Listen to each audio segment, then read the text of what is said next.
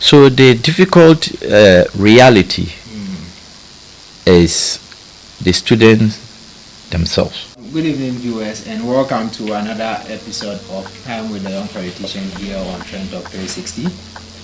Tonight we host a man whose journey is nothing short of perseverance, courage, and conviction. A man who believed in his vision even when the election results said no. A man who contested for the SRC presidency once, twice, and still came back stronger for the third time. A man who held both the SRC leading today and the management of UDS at the Tamale High Court because he believed there were electoral irregularities and students deserved fairness. A man who is currently a medical student and a law student at the same time at the University for Development Studies, while carrying the responsibility of leading the whole student body. I think this alone tells you a lot about the person we are talking about. My name is Akem, your host for today, and join me welcome the UDS Central SRC President, His Excellency Moses Azuure. You are welcome to Trend Talk 360. Thank you so much. Wow. So first off, let's look at the journey. Your journey to office is one, many describe as determined and historic. At a point when the then EC's results said no, the SRC court, appeal board, even the earlier rulings of the court all said no. But still, you persisted and having to even contest for the second time. I mean, there was a point where when you took the university to even the High Court, if I'm right, some were of the view that you didn't have a case just dragging the university out of bitterness of loss. Some were of the view as well that you had a case, but they felt that since it is past, why not forgive and forget and try some other time. What would you say was going through your mind during this period? What kept you committed to this pursuit? Thank you. Good evening to viewers. I believe I was actually pushed and motivated by a stronger belief and conviction that I had a case, and not me alone. The student has a case, and it was not the university that I took to court. It was the SRCEC, which I believe, and many others, including yourself, believe that at that time they were not fair to the system. And just come to think of it, a candidate who went through vetting was given a clean way to contest an election to the polling station, and the candidate name was not in the voters list to vote. I mean, you cannot. Yeah, that's very much ununderstandable. Exactly. So I think that yes, the students probably, or those observers, or those who think that we didn't have a case, they are entitled to their opinion. But the right is always the right. Yes. Now, a quick follow-up: was the whole pursuit based on your belief that you won the election, or your perceived irregularities being corrected? If you followed me keenly, before I even came into the student politics, I was the course rep for my class, and what I've always believed is fairness, truth, and working for those I believe I was standing for. And this issue, I believe, was not just affecting me, a person, but was affecting the student who believed genuinely in me and gave their all to make sure that I am given the chance, and to only realize that the candidate himself was not even qualified to vote for himself. And so we could not fight for any other thing than to fight for the student. So it was about the irregularities being corrected for the future better of the general student body. Exactly. So as we speak today, has the case been concluded? So yes, the case, I wouldn't say it has been concluded, but in law, or when you are into the legal field, they have their processes, but the processes does not stop whatever is supposed to be the case to go on. And so before they will deliver their ruling, Okay. it takes time for them to put the facts together Okay. and then to rule in favor of whoever they think the facts support. And so what you are saying, is the case still in court? Straightforward answer. Do we still have a case to pursue? Your own EC. I mean, you said you took the SRC to court. So you have an electoral commissioner today. So does that electoral commissioner still go to court when next to answer questions? We don't go to court. Okay. Like I said, we all presented our cases. Okay. And it is left on to the court.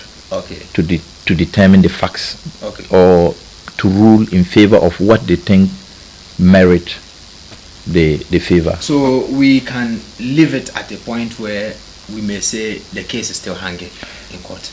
Is that it? It depends on depend on the court. No, I say as far as myself and you are concerned, and every student is concerned, do we have it in our heads that Azure's case is still hanging in court? Azure's case is not. Or it's been out of court. There's nothing legal with Azuure and SRC EC. See, as a petitioner, okay, you make your case, all right, and you leave it to the authorities to rule on the case. And until then, okay, we believe that we presented a case before the court, and it is left onto them to determine. Okay. Yeah. I had a particular question to ask if you had given me a straightforward answer, but it's fine. Let's go ahead. Now, everything you went through, for the third time, you were finally declared as SRC president. How was the feeling at that moment? Like, what was going through your mind? No, in fact, were you present at the declaration? The declaration of Azuure SRC president. Were you present? I was closer by, but I wasn't at the declaration. Yes. Wow. So did you hear it yourself? You said you were closer. Or did you hear it yourself, or someone called or texted? Oh yes. So people were on the grounds, okay, and then I mean every moment they give you the feed. I was not so far away from the grounds where the declaration was done, but I wasn't personally present here. But you should know the feeling that I was finally vindicated. A man or a student who believed that I was standing for the student and standing for what was right, and I have to suffer unduly, losing an election by 12 when myself I was not even allowed to vote, and finally coming back to win at that margin. And you know that nobody in the history of UDS has ever won an election in that margin, one touch, and nobody could contest. And you could see the fever, the environment. I mean, when they made the declaration. So I think it spoke for itself. Okay. Well, let's move a bit away from the history. Now you are in office. Aside office, medicine, law together, I think we may have to find time and talk more, But then students have been watching closely whilst you are in office, some with expectations, some with hopes and questions. What, in your view, has been the most difficult reality of being an SRC president that the average student may not see or understand? When you are outside and when you are inside, the view is different. So what would you say has been the most difficult reality that they outside, ordinary students don't see? So the difficult reality is the students themselves. Wow. As well as the students themselves. the most difficult reality is we the students ourselves. Wow, okay. The environment is such that people don't care, they are not so much interested. Okay. We are made to believe that whatever we can have our say, and they will have their way. So people don't so much have interest. Wow. And so when you are putting in your best, and those who are supposed to support you are not so much into it, it becomes very difficult. Well, so looking back so far, what 3 major interventions would you say your administration has undertaken that has directly impacted the lives of students of UDS Tamale? Major 3? Yes, just okay. So Yes. You know the challenges in UDS. One of the major challenges that I have together with my team is they just signed student health insurance that has just been concluded. Wow. And any other student who subscribe to it is supposed to benefit free medical care throughout the year once the person subscribed to it. And the other thing is that the students were asked to pay money that we as student leaders thought that we could have it better. To think of it that you have to pay 350 cedis just to have screening alone, and not any other services. And even at the point of the screening, if you fell down, you have to pay for whatever services outside the screening.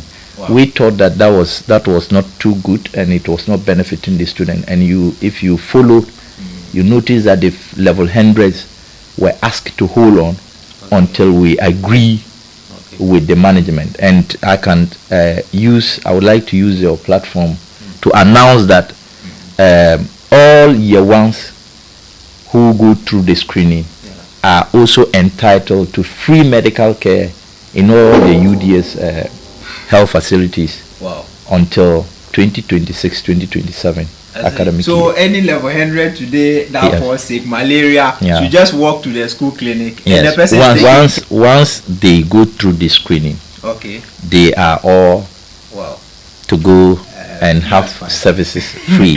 And as you are also here, let me also mention that if you are interested, you can just walk to the health directorate, make a payment of 160, and the entire year you are covered. Wow. So that's for any other student? Any other student. Wow.